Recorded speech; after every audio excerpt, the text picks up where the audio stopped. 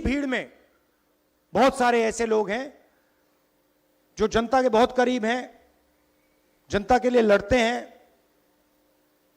खड़े रहते हैं। उन्हें हमें आगे बढ़ाना है। इसी भीड़ में ऐसे भी लोग हैं जो बीजेपी के साथ मिले हुए हैं,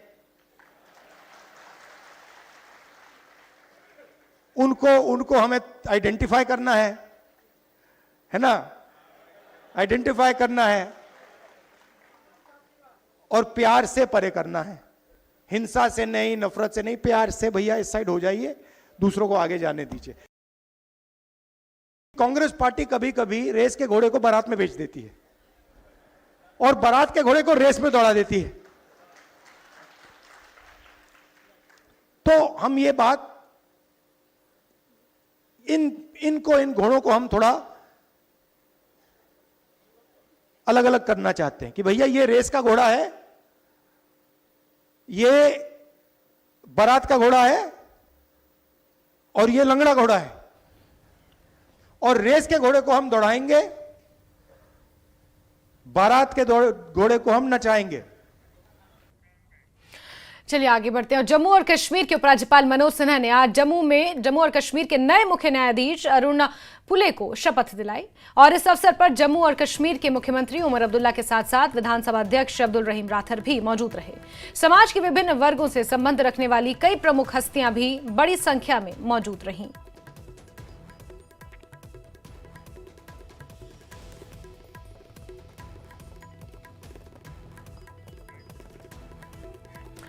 मुख्यमंत्री उमर अब्दुल्ला ने वक्फ संशोधन कानून पर अपनी प्रतिक्रिया एक बार फिर से दी और कहा कि विधानसभा में इस पर विधानसभा सदस्यों द्वारा स्थगन प्रस्ताव पेश किया गया, जबकि वक्फ संशोधन बिल संसद में पास हो चुका है, इसलिए जम्मू कश्मीर सरकार के पास इसका कोई औचित्य नहीं था।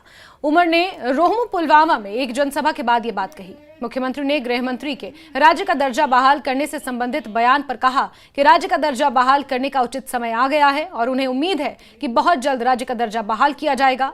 उमर अब्दुल्ला ने कहा कि राज्य का दर्जा बहाल होना उस रास्ते की पहली मंजिल है।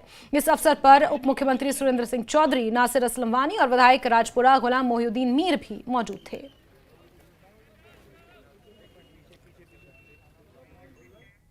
सीपीआईएम नेता मोहम्मद यूसुफ तारिगामी ने कहा कि विधानसभा जनता का मंच है और वो डॉक्टर फारूक अब्दुल्ला से पूछना चाहते हैं कि अगर हम वक्फ जैसे मुद्दों पर चर्चा नहीं करेंगे तो फिर विधानसभा में किस पर चर्चा होनी चाहिए।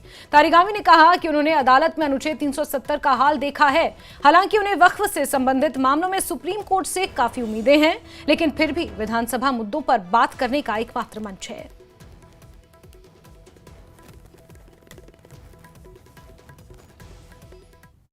मैं अर्ज कर लूँ, फारूक साहब बड़े काबिल एहतराम लीडर है हमारे, स्पीकर साहब भी अच्छे बड़े ओहदे पर है, लेकिन बचपन से मैंने ये सीखा है कि सवाल करना मुनासिब है।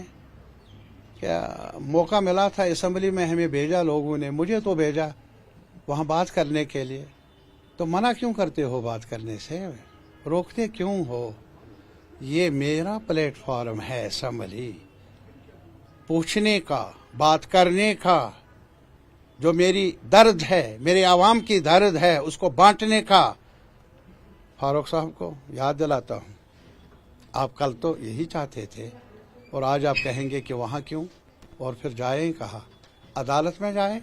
370 में अदालत में गए थे हम सब, मिला क्या? फिर रास्ता बताए वो। और आज भी मैं कहता हूँ कि असेंबली में इस अहम इशू पर, वक्फ के मामले को लेकर, ये सवाल मुसलमानों की प्रॉपर्टी का ही नहीं है बल्कि उनके आन बान शान का भी ताल्लुक है, उनके हुकूक का सवाल है, हमारे मुल्क की सेकुलर रिवायात का सवाल है। इससे बंटवारा होगा, उससे कम्युनिटीज में गिरावट पैदा होगी। ऐसा ना हो, असेंबली में ऐसे मामलात पर बहस होनी चाहिए।